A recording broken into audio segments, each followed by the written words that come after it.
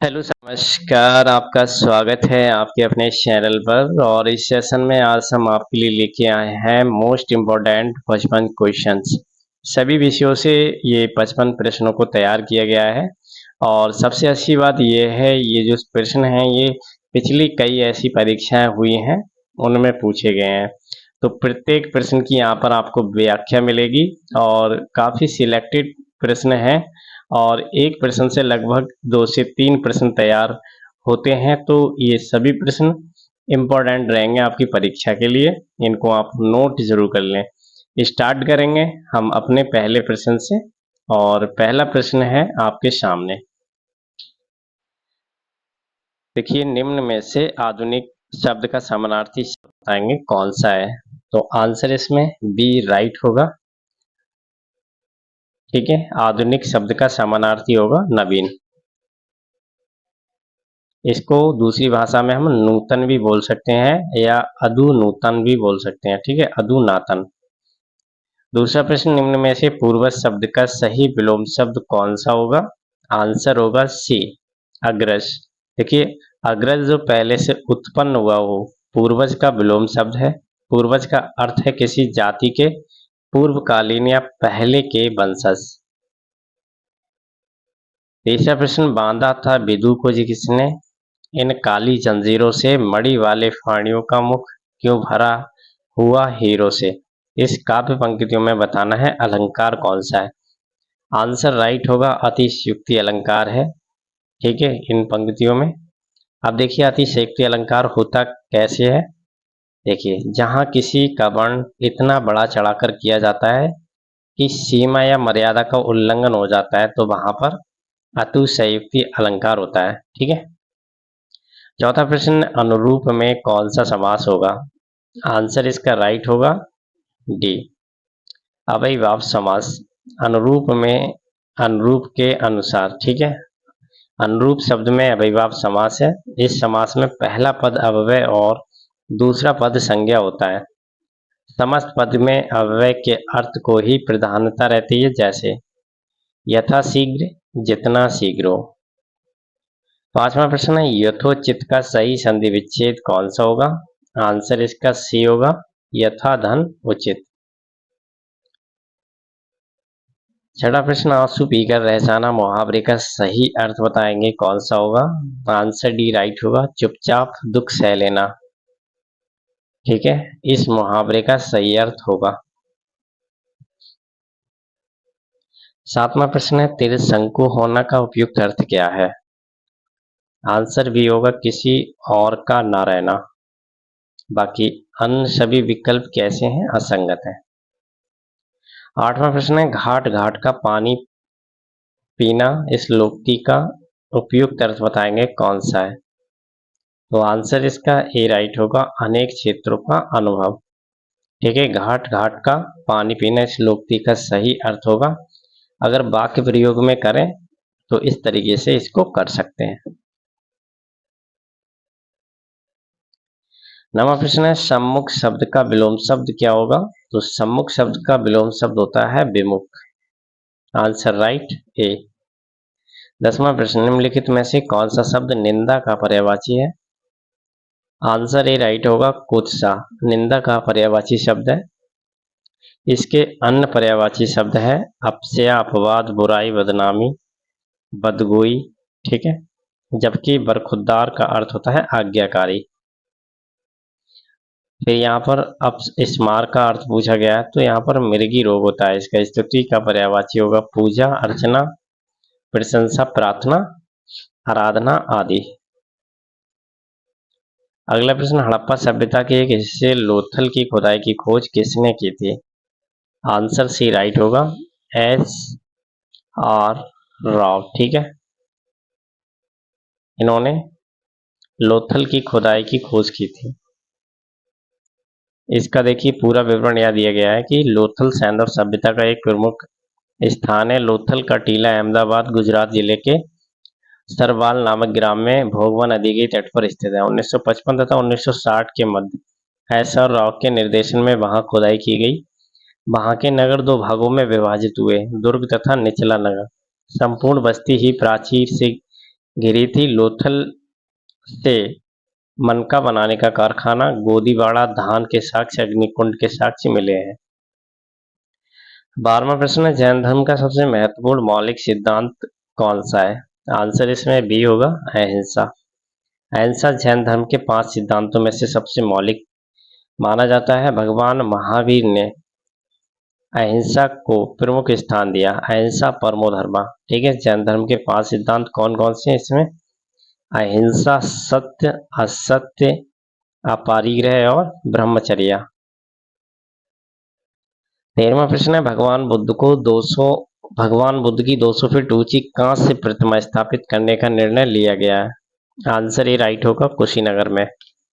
देखिए, वर्ष 2013 में उत्तर प्रदेश के पूर्व मुख्यमंत्री श्री अखिलेश यादव जी ने मैत्री परियोजना के तहत सबसे ऊंची 200 फीट भगवान बुद्ध की कांस्य प्रतिमा उनके महापरिनिर्वाण स्थल कुशीनगर में स्थापित करने का निर्णय लिया।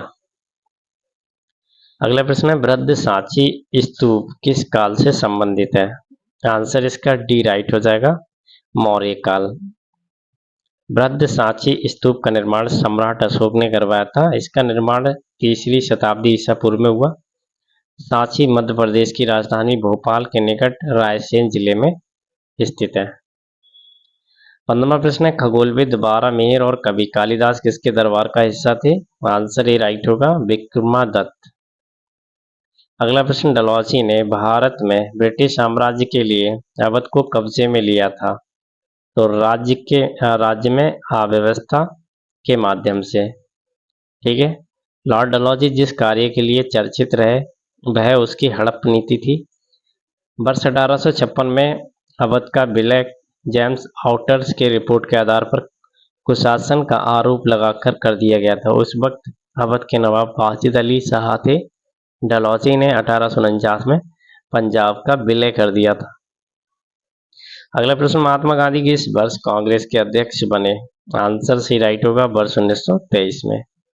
ठीक है, यहाँ पर महात्मा गांधी सिर्फ एक बार 1924 में, तो यहाँ पर सी नहीं बल्कि डी होगा। ठीक है, 1924 में कांग्रेस के बेलगांव अधिवेशन के अध्यक्ष बने थे। Answer D right. अगला प्रश्न है, महात्मा गांधी को राष्ट्रपिता के नाम से सर्वप्रथम किसने संबोधित किया? आंसर सी राइट होगा, सुभाष चंद्र बोस ने। वर्ष 1944 में सुभाष चंद्र बोस ने रंगून रेडियो स्टेशन से गांधी जी को, ठीक है, राष्ट्रपिता करते हुए संबोधित किया और नाम जारी कर प्रसारण में निर्णायक जीत के लिए शुभकामनाएं भी मांगी। नेक्स्ट क्वेश्चन देखते हैं, किसने बंगाल में स्थायी उपनिवेश की शुरुआत की थी? आंसर डी राइट होगा, लॉर्ड कॉर्नवालिस। बंगाल में स्थायी उपनिवेश यानी कि स्थायी बंदोबस्त की शुरुआत लॉर्ड कॉर्नवालिस 1786 से 93 में की गई, जिसमें जमींदारों को भू राजस्व का 10/1 भाग ईस्ट इंडिया कंपनी का तथा 1/11 भाग अपनी सेवाओं के लिए अपने पास रखना था। कॉर्नवालिस को भारत में नागरिक सेवाओं का जनक भी कहा जाता है।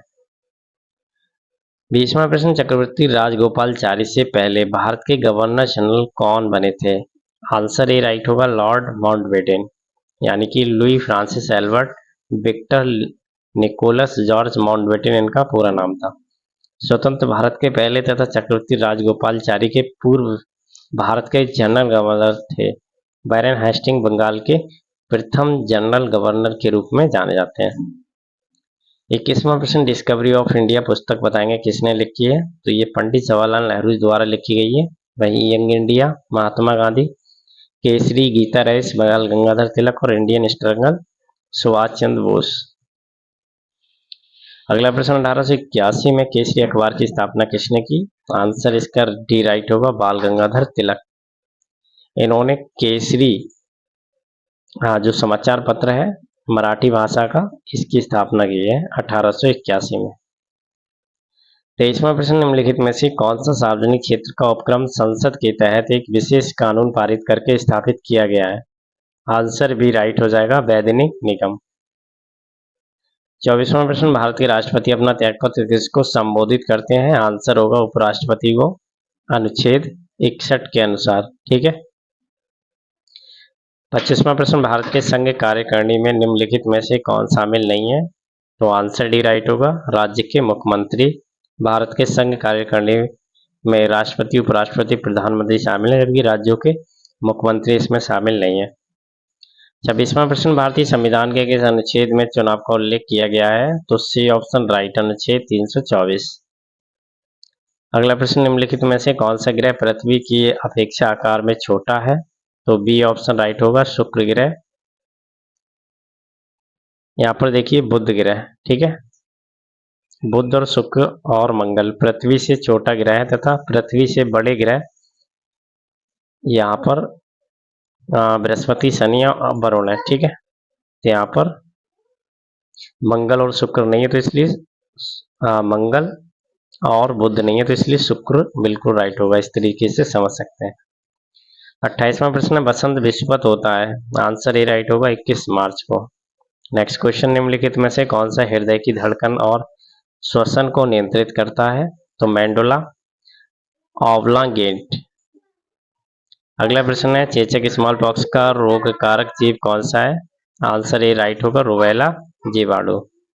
देखिए रुबेला यानी कि स्मॉल पॉक्स एक विषाणु जनित रोग है। इसके विषाणु का नाम बैरियाला विषाणु है। ये एक संक्रामक रोग है जो त्वचा,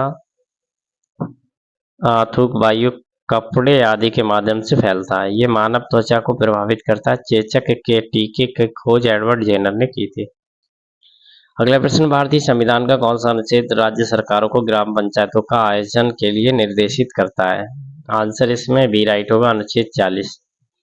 देखिए अनुच्छेद 38 का संबंध है राज्य द्वारा सामाजिक कल्याण को बढ़ावा देना। 40 ग्राम पंचायतों का प्रावधान। 44 में समान नागरिक सहायता और 46 में समाज के कमजोर वर्ग SC ST के शैक्षिक एवं आर्थिक हितों का के प्रति बढ़ावा देना। 32वां प्रश्न, भारत की संसद द्वारा हिंदू विवाह अधिनियम कब लागू किया गया था? वर्ष 1955 में। अगला प्रश्न, वह कौन सा पर्यावरणीय परत है जो विकिरण को वापस पृथ्वी में प्रत्यावर्तित करती है? स्ट्रेटोस्फीयर। अगला प्रश्न, सलाल पनबजली परियोजना किस नदी पर है? तो ये आपकी चिनाब नदी पर है। ठीक है, ब्यास परियोजना ब्यास नदी पर, रंजीत सागर बांध रावी नदी पर, सलाल बिजली परियोजना चिनाब नदी पर, तिलबुल परियोजना, इसे तुलबुल परियोजना बोलते हैं, झेलम नदी पर, दुलस्ती परियोजना चिनाब नदी पर, बगलियार परियोजना चिनाब नदी पर। सभी परियोजना है इंपॉर्टेंट है, वेरी वेरी, ये नोट कर लेंगे, एक या दो परियोजना पूछ ली जाएगी। 35वां प्रश्न, भारत का सबसे बड़ा तांबा कच्ची धातु उत्पादक राज्य बताएंगे? मध्य प्रदेश। 36वां प्रश्न, ऑक्सफोर्ड और कैम्ब्रिज नामक दो प्रसिद्ध विश्वविद्यालय निम्नलिखित में से किस देश में स्थित है? आंसर इसका सी राइट होगा, यूनाइटेड किंगडम। अगला प्रश्न, निम्नलिखित में से कौन सा पक्षी अभ्यारण्य उत्तर प्रदेश में स्थित है? तो देखिए इसमें आपका रामसर पक्षी अभ्यारण्य उत्तर प्रदेश में स्थित है। बाकी बैंदा स्थल पक्षी अभ्यारण्य तमिलनाडु, घाट प्रभा पक्षी अभ्यारण्य कर्नाटक और जयवाड़ी पक्षी अभ्यारण्य महाराष्ट्र में। 38वां प्रश्न, उत्तर प्रदेश में शेर सफारी स्थित है इटावा में। नेक्स्ट क्वेश्चन, उत्तर प्रदेश की वह कौन सी एकमात्र क्षेत्र है जहां तांबा पाया जाता है? ललितपुर। उत्तर प्रदेश का कौन सा जनजाति दीपावली को शोक के रूप में मनाती है? यह प्रश्न वेरी वेरी इंपॉर्टेंट है, थारू जनजाति। अगला प्रश्न है, निम्नलिखित में से कौन सा विकल्प सम्मिलित नहीं है? तो वह आपका रूपकुंड झील हिमाचल प्रदेश में नहीं है, बल्कि कहां पर है? उत्तराखंड राज्य में। अगला प्रश्न है, जादू पाटिया भारत की एक प्राचीन चित्रकला शैली है। इस कला में हमें महाभारत और रामायण जैसे महान धार्मिक ग्रंथों से जुड़े पात्रों का यह गहरा वर्णन देखने को लिए मिलता है। किस राज्य से संबंधित है? झारखंड राज्य से। भारत की सीमाएं कितने देशों के साथ लगती हैं? ये रिपीटेड क्वेश्चन है बट इम्पोर्टेंट है, आपको बताइए। अगला प्रश्न, भारत का रूर किस नदी बेसिन को कहा जाता है? Very very important question, Damodar नदी को। नेक्स्ट क्वेश्चन, भारत के किस राज्य में गेहूं का सर्वाधिक उत्पादन होता है? तो वह है आपका उत्तर प्रदेश। नेक्स्ट क्वेश्चन, वैश्विक कपास उत्पादन में भारत का हिस्सा से अधिक है? 1/4 से। भिलाई इस्पात संयंत्र के लौह अयस्क का स्रोत क्या है? दिल्ली राजसरा। मसाई जनजाति के लोग लंबे, बहुत गहरे भूरे रंग के त्वचा वाले होते हैं, तो ज्यादातर ये पाए जाते हैं पूर्वी अफ्रीका में। नेक्स्ट क्वेश्चन, निम्नलिखित में से विकल्प दिए गए हैं मध्य प्रदेश में स्थित यूनेस्को की धरोहर स्थलों में एक नहीं है, तो वह आपका हम्पी स्मारक समूह। ठीक है, हम्पी स्मारक समूह मध्य प्रदेश के कर्नाटक के बेल्लारी जिले में तुंगभद्रा घाटी के निकट स्थित है। फ्रैंक बीटल द्वारा निम्न में से किसका आविष्कार किया गया था? Jet engine. एक स्थानांतरण खेती बेबी बेवर, ठीक है, बेवर किस भारतीय राज्य में प्रचलित है? आंसर इसका राइट होगा ए, मध्य प्रदेश और छत्तीसगढ़। नेक्स्ट क्वेश्चन, निम्नलिखित में से कौन सा सेक्टर 5 कोर उद्योगों को के अंतर्गत नहीं आता है? बी ऑप्शन निर्माण। बाल गंगाधर तिलक द्वारा प्रकाशित केसरी समाचार पत्र किस भाषा में था? Answer D right, Marathi. 54वां प्रश्न, निम्न में से कौन सा एक शहर वाला देश है? तो आंसर इसका राइट होगा सिंगापुर। 55वां प्रश्न, निम्न में से किसे झीलों का देश कहा जाता है? आंसर सी राइट होगा, स्कॉटलैंड। सामान्यतः झीलों का देश यूरोपीय देश फिनलैंड को कहा जाता है, लेकिन स्कॉटलैंड में 2800 से अधिक स्वच्छ जल की झीलें, जिसके कारण स्कॉटलैंड को भी झीलों का देश कहा जाता है। तो इन दो प्रश्नों में से दो ऑप्शन में से एक ऑप्शन मिल जाएगा, या तो फिनलैंड होगा या आपका स्कॉटलैंड होगा प्रश्न में। ठीक है, सेशन आपको अच्छा लगा है तो प्लीज लाइक और शेयर कर दीजिएगा। आगे ऐसे ही सेशन देखने के लिए चैनल को तुरंत सब्सक्राइब करिए और साथ में इसमें बेल आइकन को भी प्रेस कर लीजिए। जब भी ऐसे जो प्रैक्टिस पेपर हैं अपलोड होंगे, उनका नोटिफिकेशन आपको उस समय से मिलेगा और आप अन्य लोगों से एक कदम आगे रहेंगे तैयारी में। ठीक है, थैंक यू।